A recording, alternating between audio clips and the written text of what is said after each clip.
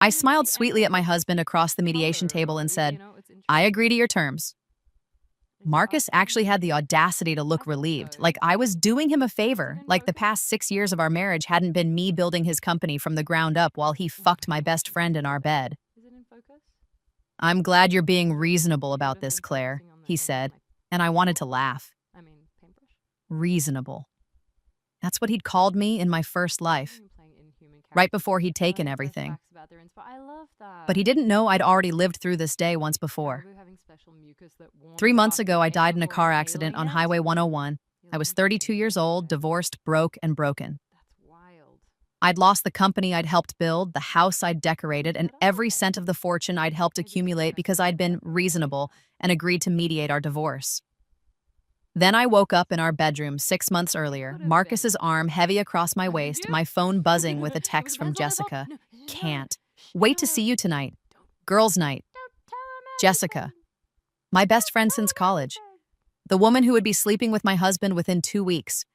The woman who would stand beside him in mediation, her hand on his shoulder, her expensive engagement ring, bought with money that should have been half mine, glinting under the fluorescent lights.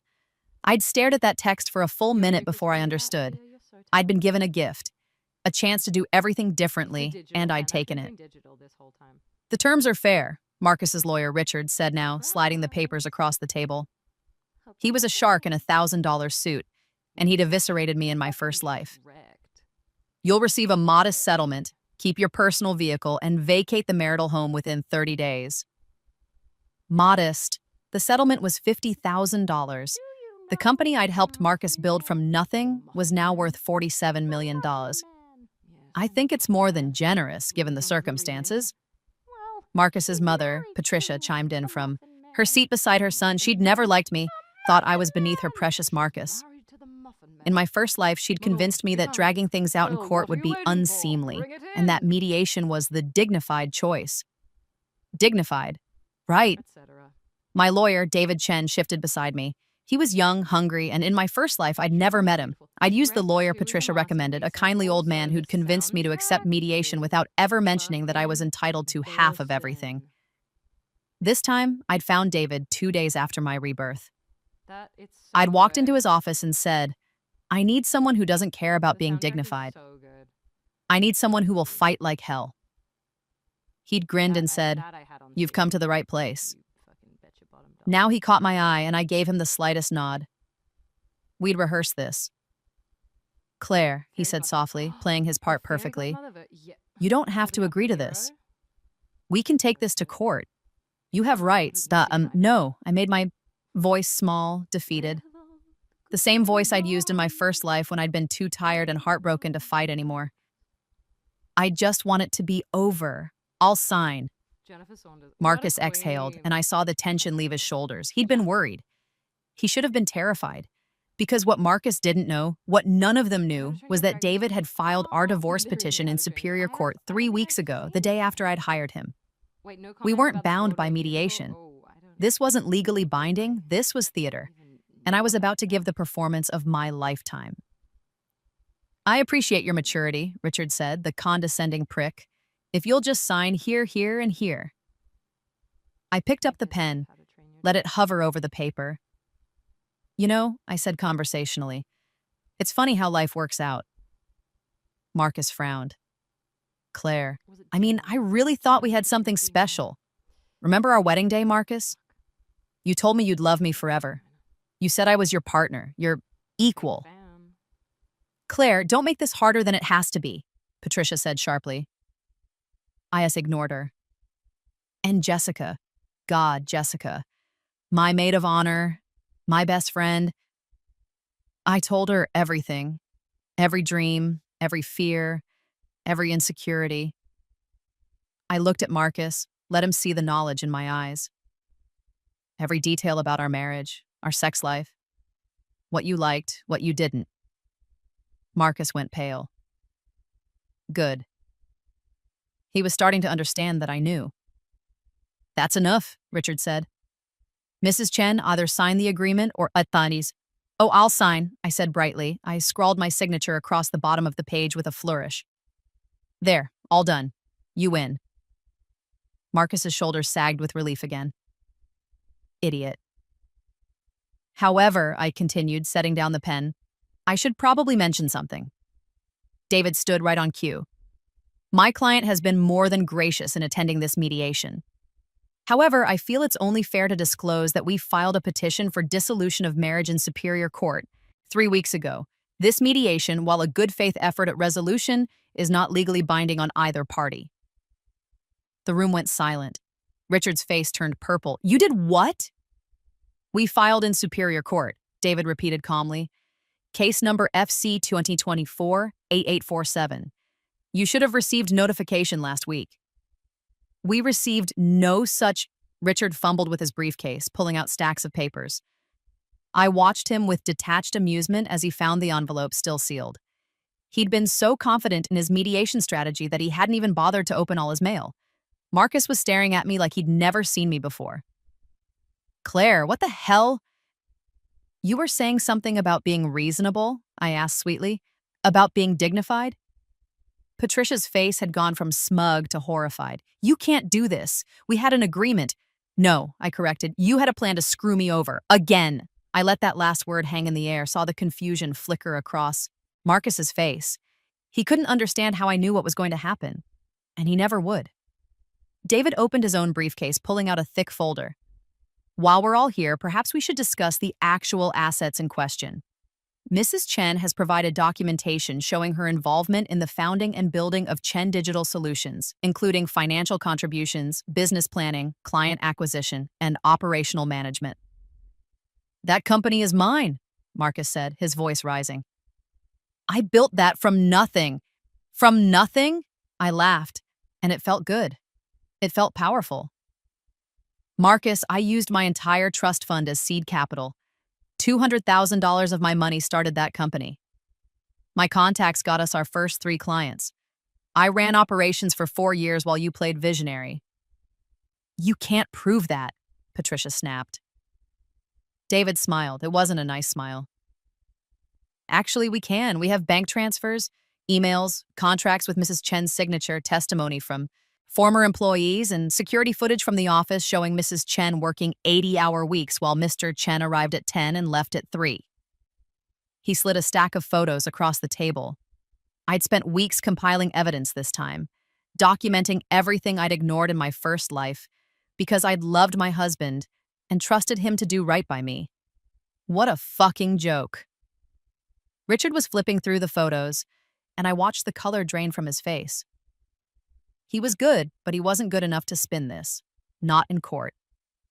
Furthermore, David continued, clearly enjoying himself now, we have evidence of Mr. Chen's adultery, which under state law can affect the division of assets, particularly when marital funds were used to support the affair.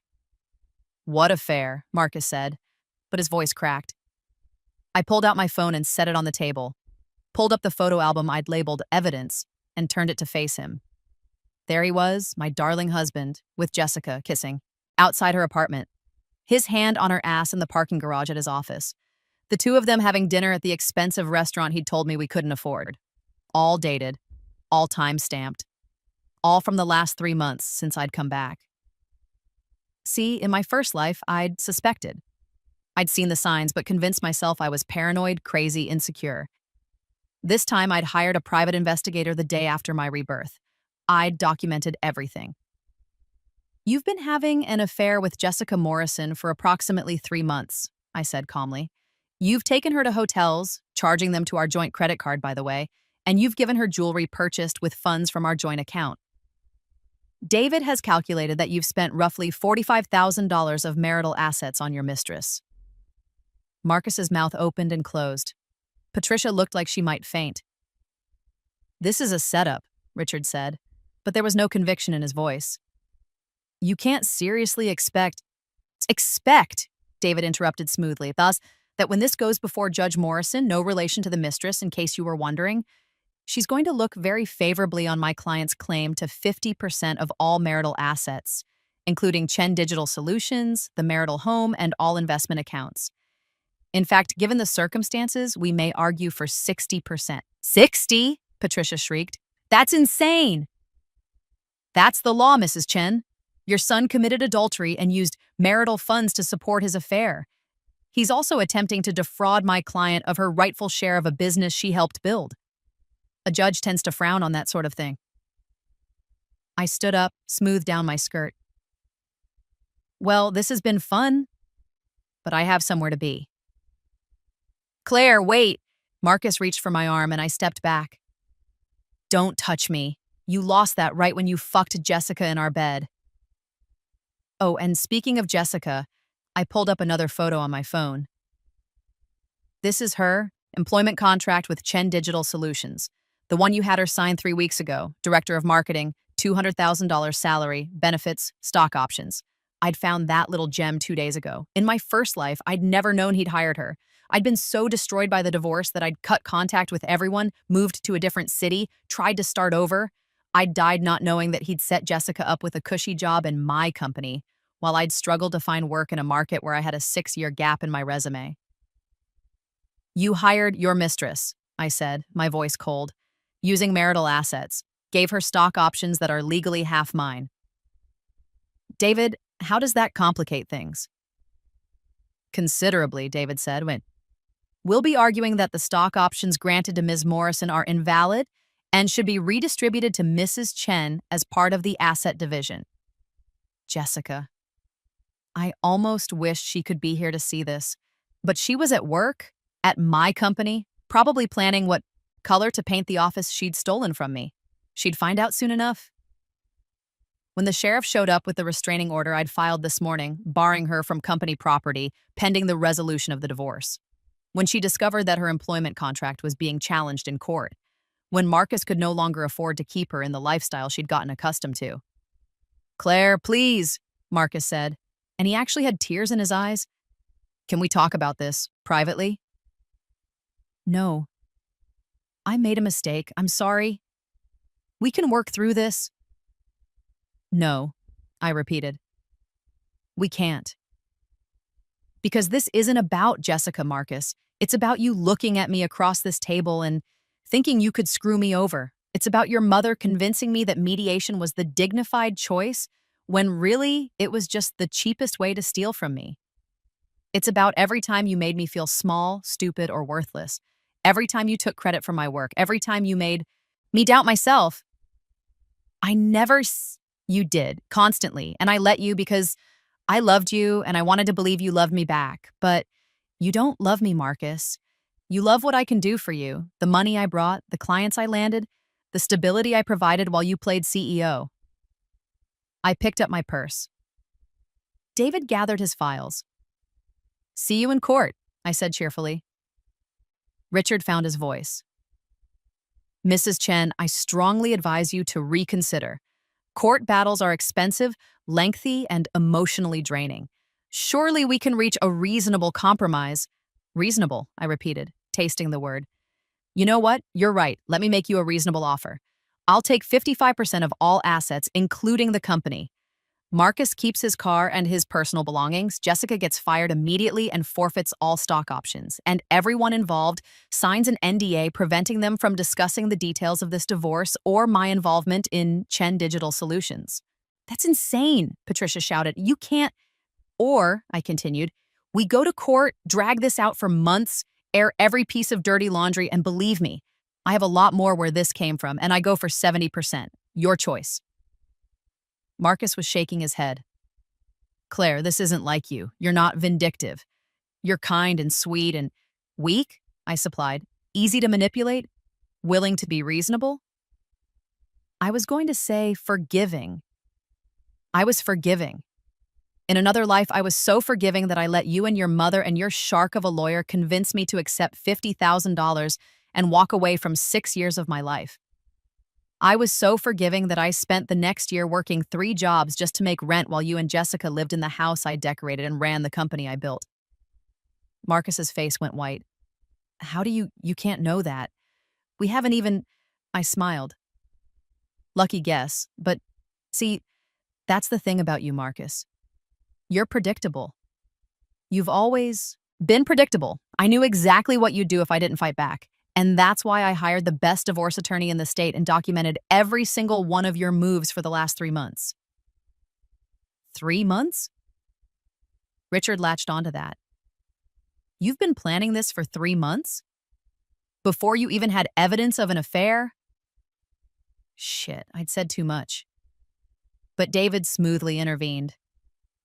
My client had suspicions about her husband's fidelity and wanted to protect herself. That's not a crime, counselor. It's prudent. You set me up, Marcus said, horror dawning in his eyes. This whole time, you've been setting me up. No, I corrected. I've been protecting myself. There's a difference. You set yourself up the moment you decided to fuck my best friend and try to steal my company. Patricia stood abruptly. I won't listen to this language. Then leave, I said simply. But understand this, I'm not the woman you thought I was. I'm not going to smile and nod and accept. Whatever scraps you decide to throw me, I'm going to fight for every single thing I'm owed, and I'm going to win. You can't win against us, Patricia hissed. We have resources, connections, and I have the law on my side. Plus, I paused, savoring this moment. I'd been saving this particular bomb for the right time. I have your son's personal emails to Jessica where he discusses hiding assets from me. That's fraud, Patricia. Criminal fraud. The room went dead silent. You're bluffing, Richard said, but he didn't sound certain. David pulled out another folder. Email dated March 15th from Marcus Chen to Jessica Morrison. Don't worry about Claire finding out about the offshore account. I set it up in the Caymans under the LLC. She has no idea it exists. Email dated March 22nd. Moved another $500K to the offshore. Once the divorce is final, we'll have more than enough to start our new life. I watched Marcus's face crumble. Watched Richard realize his client had just committed a felony. Watched Patricia understand that her son wasn't just an adulterer, he was a criminal. How did you... Marcus started. Your password is Jessica's birthday, I said flatly. You're not as clever as you think you are. In my first life, I'd never thought to check his email. I'd trusted him. This time, I'd waited until he was in the shower, used my Rebirth knowledge of his password, and forwarded everything to my own secure account. That's illegal, Patricia shrieked. You can't use evidence obtained from a joint email account set up on a joint computer in the marital home. David smiled. Actually, we can. And we will. Unless, of course, Mr. Chen would like to rethink his position on asset division. Marcus slumped in his chair. He looked 10 years older than he had at the start of this meeting. What do you want? I told you, I said. 55% of everything, including the company. Jessica gets fired and forfeits her options. You transfer ownership of all hidden assets and everyone signs an NDA. I'll be left with almost nothing, Marcus said. You'll have 45% of a 47 million company, Marcus. That's more than 21 million, hardly nothing. And it's more than I would have gotten if I'd been reasonable. He looked at me, really looked at me, and I saw the moment he understood. You know something. You know what's going to happen. That's impossible, but you do. I leaned in close. What I know is that you're a cheating, lying fraud who tried to steal from me. What I know is that you underestimated me. What I know is that you're going to agree to my terms or I'm going to destroy you. Claire, my lawyer will send over the amended settlement agreement, I said, straightening up. You have 48 hours to review and sign. After that, we proceed with litigation, and I promise you, Marcus, you don't want that. Because I have so much more than emails and photos. I have testimony from your former business partner about how you forced him out. I have evidence of tax fraud. I have documentation of kickbacks and bribes. I have everything I need to not only take you to divorce court, but to put you in prison. That was a slight exaggeration. I had some evidence, but probably not enough for criminal charges. But Marcus didn't know that, and he was scared enough to believe it. 48 hours, David repeated, handing Richard a business card. We'll be in touch. We left them sitting there, shell-shocked and broken. I didn't look back. In the elevator, David let out a low whistle. That was brutal. That was necessary, I corrected. The offshore accounts, that was brilliant. How did you know to look for those? I thought about my first life. About dying broke and alone, wondering where all the money had gone. About the lawsuit I'd filed 2 months before my death, trying to prove Marcus had hidden assets. The lawsuit that had been dismissed because I had no evidence. This time, I had evidence. This time, I'd known exactly what to look for. Lucky guess, I said. David laughed. You're the luckiest guesser I've ever met. And the scariest client. Remind me never to get on your bad side. You're safe. As long as you keep winning. Oh, we're going to win. They'll sign the agreement. Richard knows they can't beat this in court. We stepped out onto the street, into the bright afternoon sunshine. I tilted my face up, letting the warmth wash over me. In my first life, I'd walked out of mediation feeling defeated and broken. This time, I felt alive. My phone buzzed, a text from an unknown number. I can't believe what you're doing to Marcus. I thought you were better than this. Jessica, of course. I typed back, check your employment status, and maybe don't fuck your best friend's husband next time. I blocked the number before she could respond. Lunch? David asked. Lunch, I agreed. We went to the expensive restaurant where it says. Marcus had taken Jessica. I ordered the most expensive bottle of wine on the menu and charged it to our joint credit card. One last fuck you before I closed that account. Over wine and steak, David walked me through the next steps. The court filings, the discovery process, the deposition schedule. They might try to settle before we get to deposition, he warned.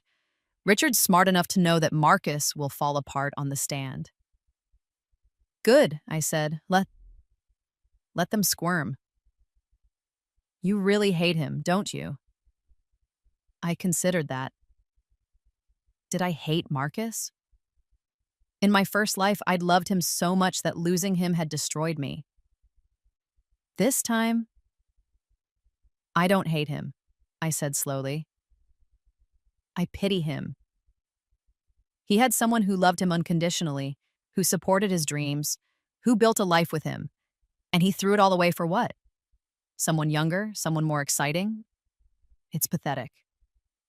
Still, David said, this level of revenge, most people couldn't pull it off. You've been 3 steps ahead this entire time. I had good motivation. The affair? I thought about the car accident, the moment of impact, the knowledge that I was dying alone and broke with nothing to show for 6 years of marriage except pain. Something like that, I said. My phone rings. Marcus. I declined the call. He called again and again. On the 4th call, I answered. What? Claire, please, can we just talk? Face to face, without the lawyers? No. I love you.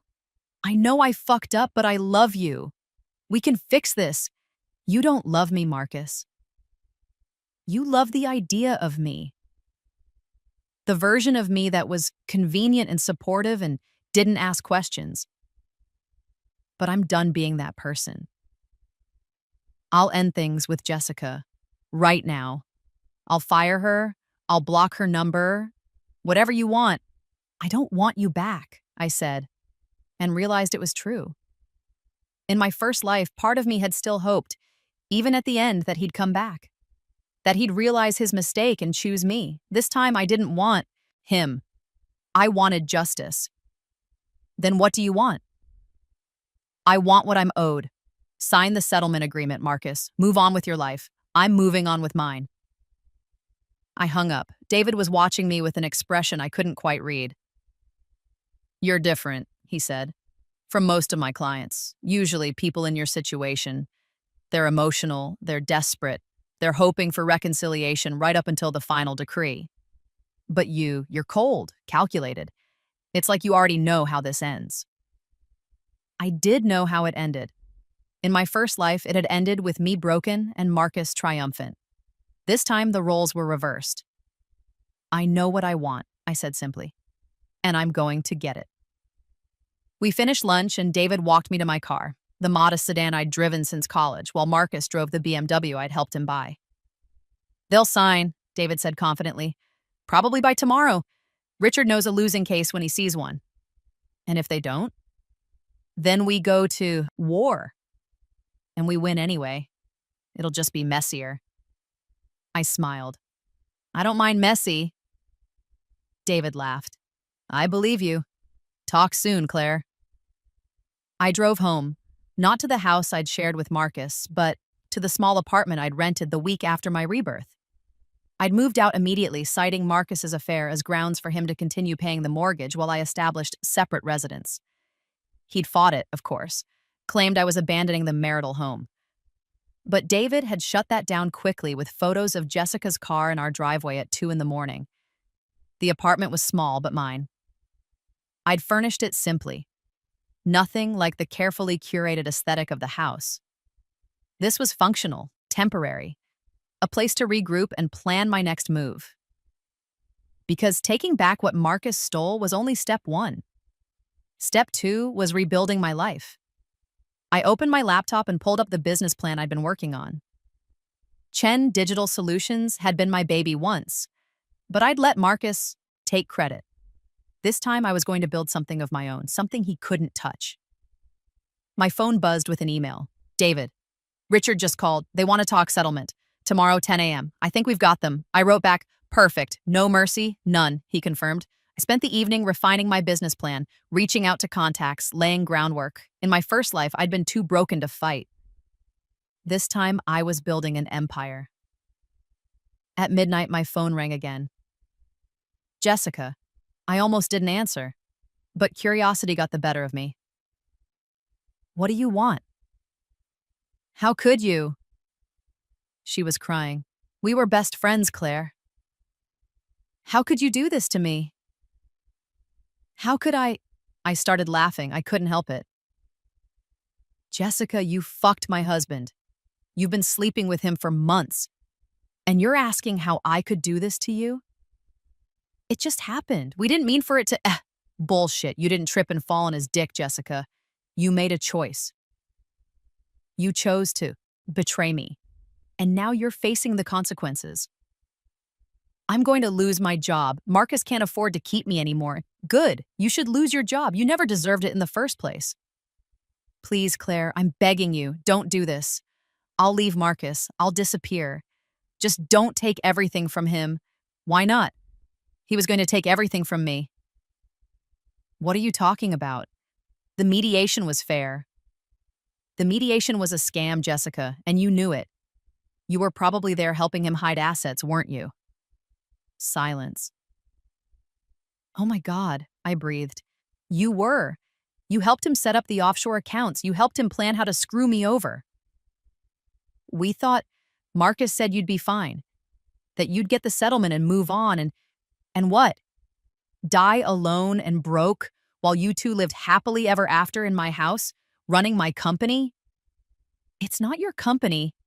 It is my company, I shouted, and then took a breath, got control. I started it with him, Jessica, my money, my contacts, my work, and he tried to steal it from me. With your help. I'm sorry, she whispered. No, you're not. You're sorry you got caught. There's a difference. I hung up and blocked her number too. The next morning, I dressed carefully. A power suit, professional but feminine. Hair pulled back, minimal makeup. I looked competent, trustworthy. Nothing like the broken woman Marcus expected. David met me outside Richard's office. Ready? Ready. We walked in together, and I saw immediately that we'd won. Marcus looked like he hadn't slept. Patricia wasn't there, probably too ashamed to show her face. Richard looked resigned. My client is prepared to accept your terms, Richard said without preamble. 55% of all assets, including Chen Digital Solutions. Termination of Jessica Morrison's employment. Transfer of all hidden assets. NDA for all parties. Smart choice, David said. However, Richard continued, we have some additional requests. No, I said flatly, says, Mrs. Chen, you haven't even heard. I don't care. The terms are the terms. Non-negotiable. Marcus leaned forward. Claire, please, I need some liquidity. If I give you 55% of the company, I'll need to sell my shares to pay you out, and that will tank the valuation. Not my problem. It could be a phased payout, David suggested, because he was a better person than I was. 30% now, 25% over the next 2 years. That gives Mr. Chen time to maintain company operations and generate the necessary capital. I didn't want to agree. I wanted to take everything, burn it all down, leave Marcus with nothing. But David was right. If Marcus had to liquidate immediately, it would hurt the company valuation, which would hurt my payout. Fine, I said, wait. 30% now, the remaining 25% in quarterly installments over 2 years. Secured by a lien on his remaining shares. If he misses a payment, I get full ownership. Richard calculated quickly. That's still over $14 million upfront. He'll have to liquidate some assets. Maybe that offshore account he was planning to hide from me? Marcus flinched.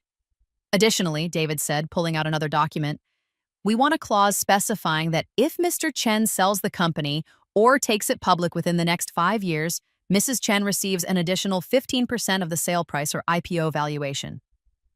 That's extortion, Richard protested. That's fair compensation for building the company, David countered. Without Mrs. Chen's early contributions, there would be no company to sell. This protects her long-term interests. They argued back and forth while I watched Marcus. He looked defeated, broken, good. Finally, Richard sighed. We accept all terms. Including the NDA, I pressed. Including the NDA. My client will not discuss the details of this divorce or Mrs. Chen's involvement in the company. And Jessica Morrison's termination is effective immediately? Today, Marcus said quietly.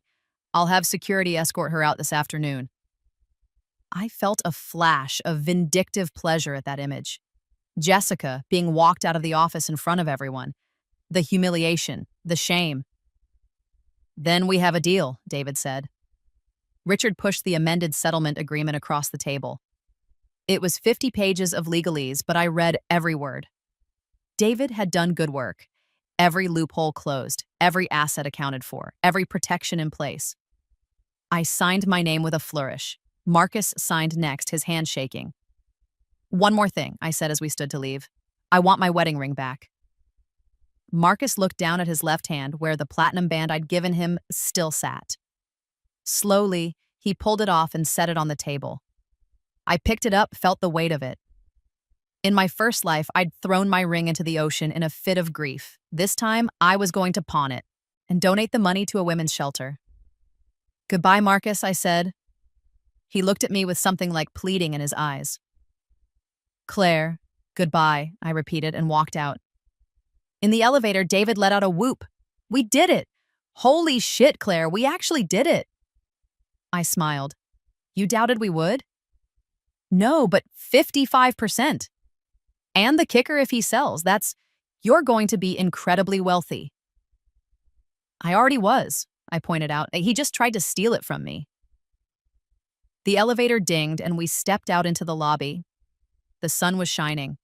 Birds were singing. It was a beautiful day. My phone buzzed. A news alert. Chen, Digital Solutions Director of Marketing, terminated amid divorce scandal. That was fast. Marcus must have called ahead. Do you feel better? David asked as we stood on the sidewalk. Now that it's over? I thought about that. Did I feel better? In my first life, the end of my marriage had felt like the end of the world. This time, I feel free, I said honestly. What's next for you? I thought about my business plan, about the company I was going to build, about the life I was going to live. Everything, I said. The wire transfer hit my account 3 weeks later. $14.2 million. The first payment. I stared at the number on my screen, and for the first time since my rebirth, I felt tears prick my eyes. Not from sadness, from relief. In my first life, I'd struggled. Worked 3 jobs just to make rent. Eaten ramen for dinner more nights than not.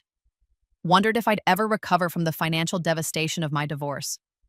This time, I had more money than I'd ever dreamed of. And it was mine. Earned by my work, my planning, my refusal to be a victim. I transferred $1 million to my new business account. Another $2 million to a high-yield savings account. The rest went into investments, diversified, secure, growing. Then I treated myself to the one luxury I denied myself in my first life. I bought a house, not a A mansion, not something ostentatious. A beautiful craftsman in a quiet neighborhood with a garden and a reading nook and a home office where I could build my empire. I closed on it 2 months after the divorce was finalized, stood in the empty living room and felt, for the first time in 2 lives, truly at peace. My phone rang. Unknown number. I answered. Claire Chen? A woman's voice. Ma Chen But's voice. Professional. This is Sarah Mitchell from TechCrunch. I'm working on a story about Chen Digital Solutions, and I was hoping to get a comment from you about your role in the company's founding. I smiled. The NDA prevented Marcus from discussing my contributions, but it didn't prevent me from discussing them, and it certainly didn't prevent journalists from investigating. I'd be happy to talk, I said. The article ran a week later. The Woman Behind Chen Digital: How Claire Chen Built a 47 million company before her divorce. It detailed my early investments, my client acquisition strategies, my operational management. It quoted former employees who confirmed my role. It showed email threads and contracts with my name on them. Marcus called me 14 times that day. I didn't answer. Richard sent a cease and desist letter claiming I'd violated the NDA. David sent back a response explaining that I'd disclosed only factual information about my own contributions, which was not restricted by the agreement. The story went viral. Suddenly, everyone wanted to know about the woman who'd been erased from her own company's history. I gave 3 more interviews, each one carefully calibrated, each one truthful but devastating. Marcus's reputation tanked. The business community started asking questions. If he'd tried to cheat his own wife, who else had he cheated? His former business partner, the one I'd mentioned having testimony from, came forward with his own story. Other clients started reviewing their contracts more carefully. Suddenly, Chen Digital Solutions was facing audits and lawsuits. I watched from a distance, building my own company. I'd named it Phoenix Digital. Rising from the ashes seemed appropriate.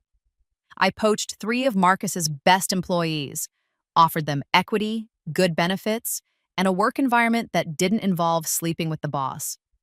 I landed my first major client 4 months after my divorce was finalized, then another, then 3 more. 6 months later, I got a call from Marcus. "You're destroying me," he said without preamble.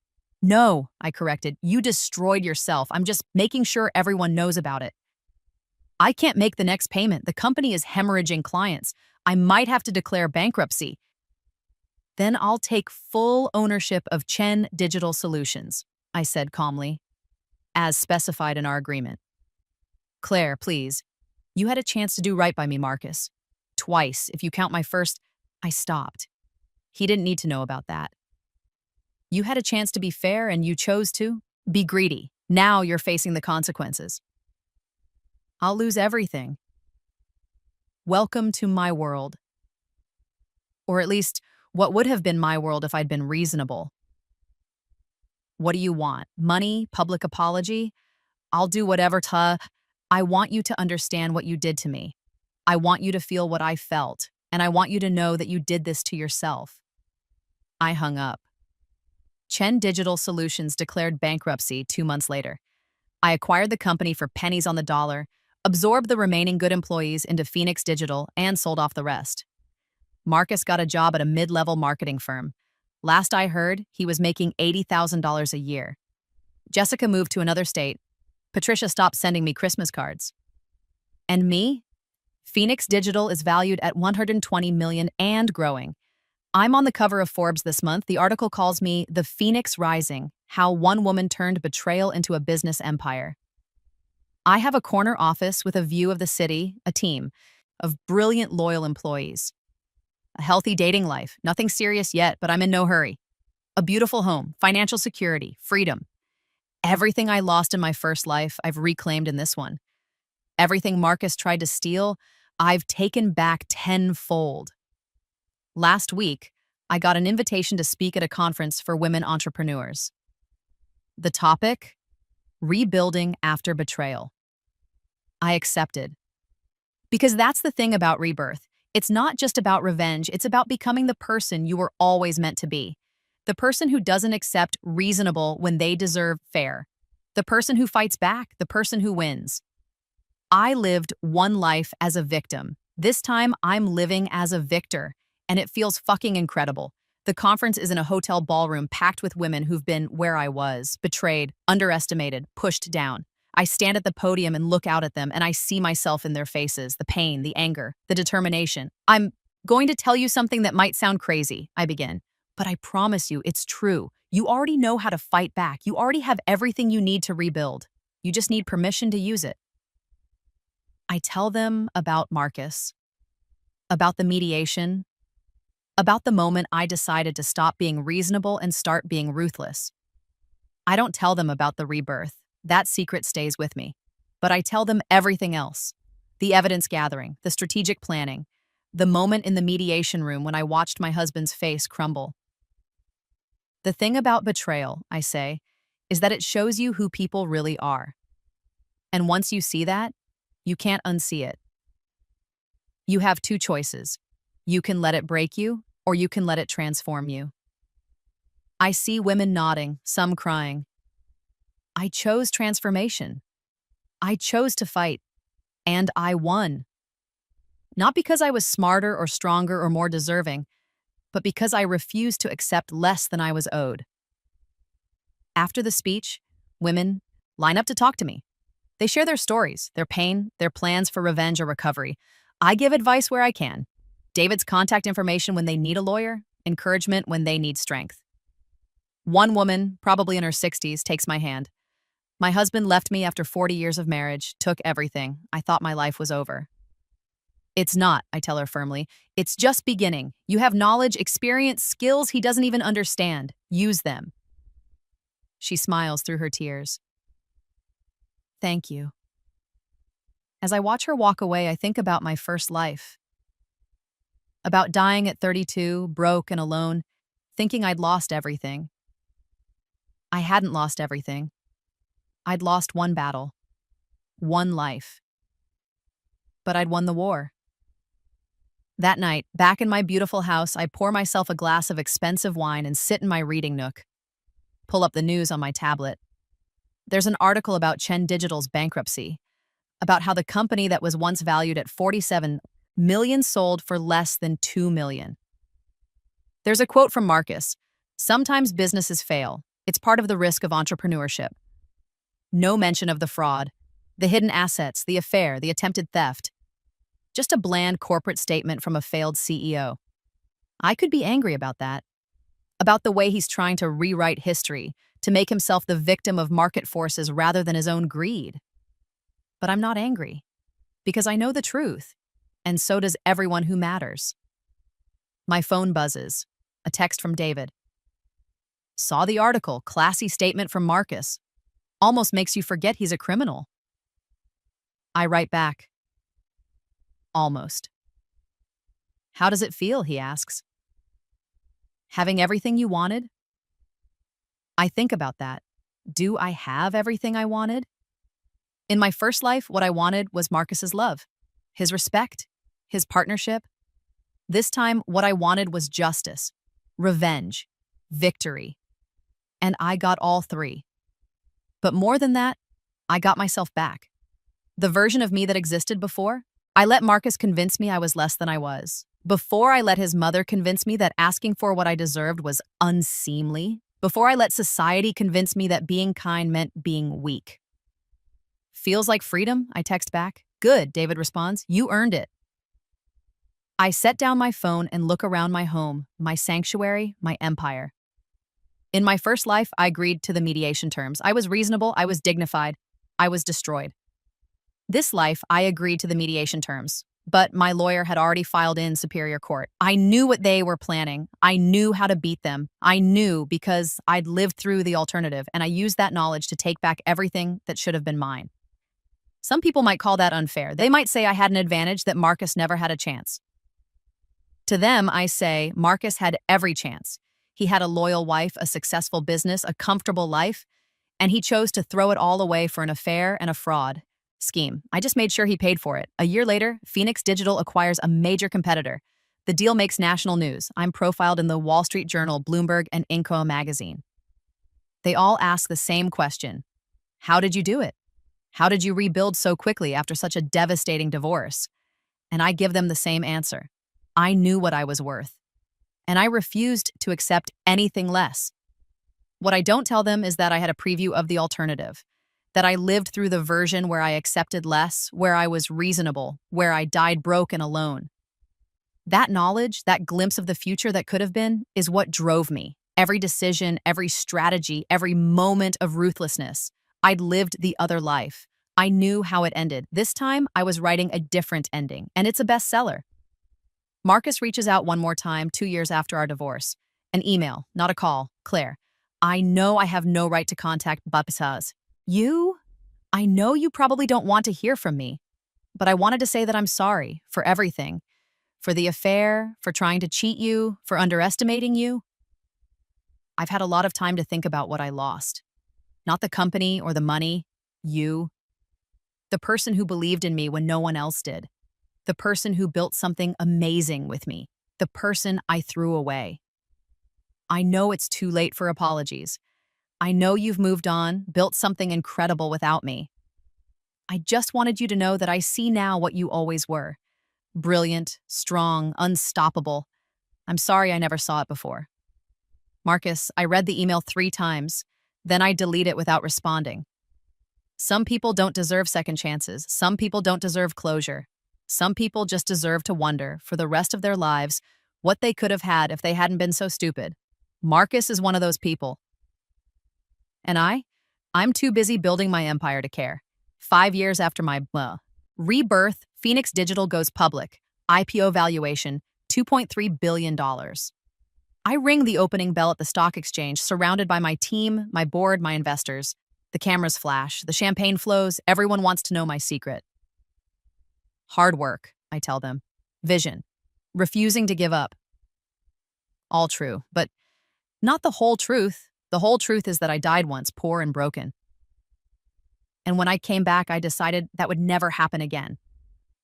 The whole truth is that I agreed to mediation terms that would have destroyed me, but my lawyer had already filed in superior court. The whole truth is that I'm not better than Marcus because I'm smarter or more talented.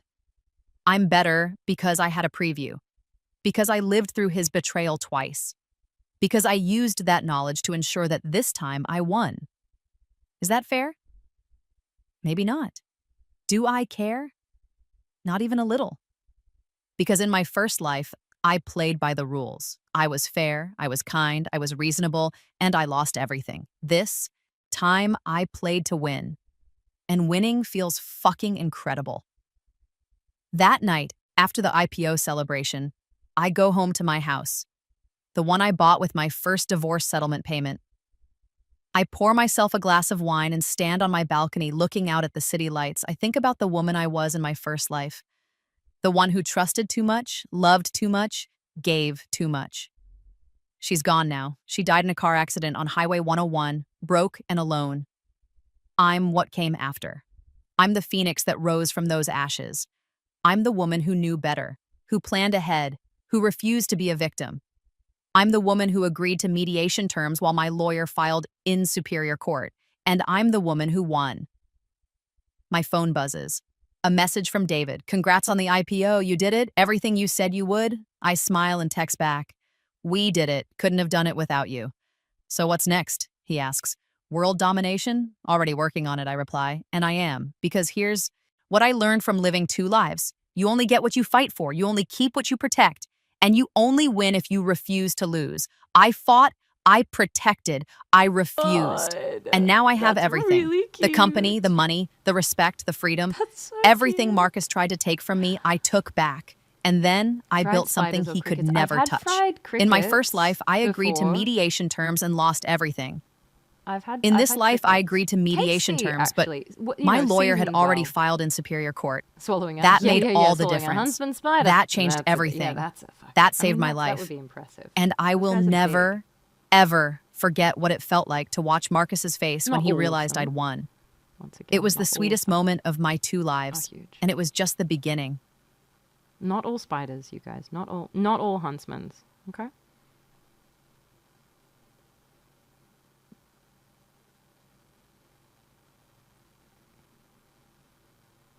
That's a feat. That's 8 of them.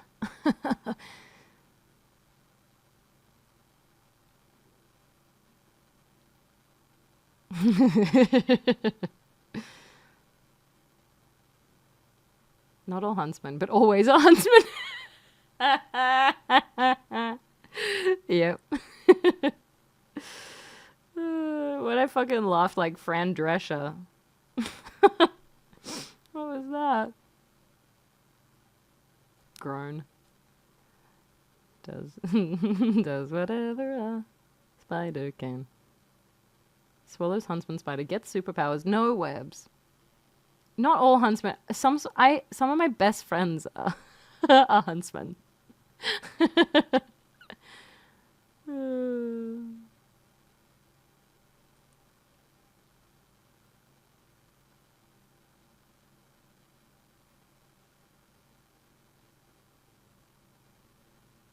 Horrified the party once by having them molt overnight.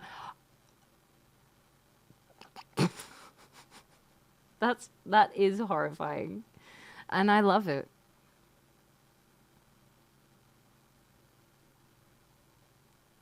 Some of my best friends like spiders. Yeah, come on. I forgot we were talking about D&D. Yeah. Were we? Huntsman, huntsman, does whatever a huntsman can.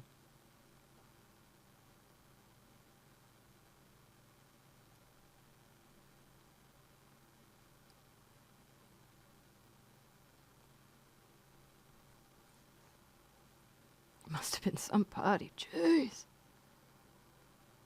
You just never know.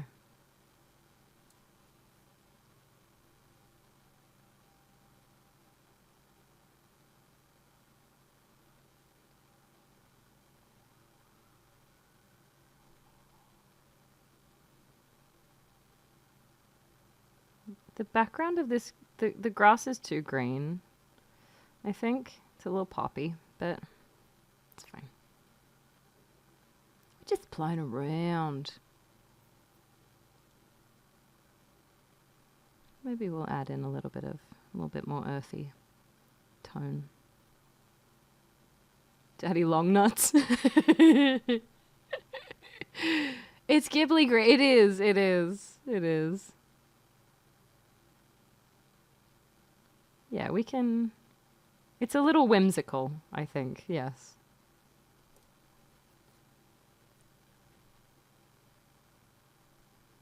We'll just add in a bit of this, a bit of that.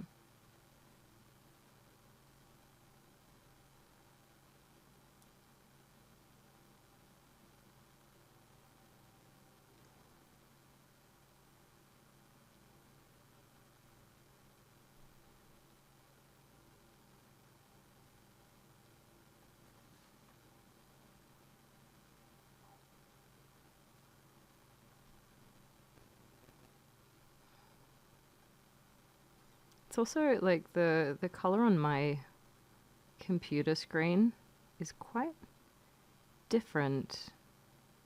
I think I don't get as much detail or something as when I then pull it up on my phone and zoom in. I'm like, oh my god.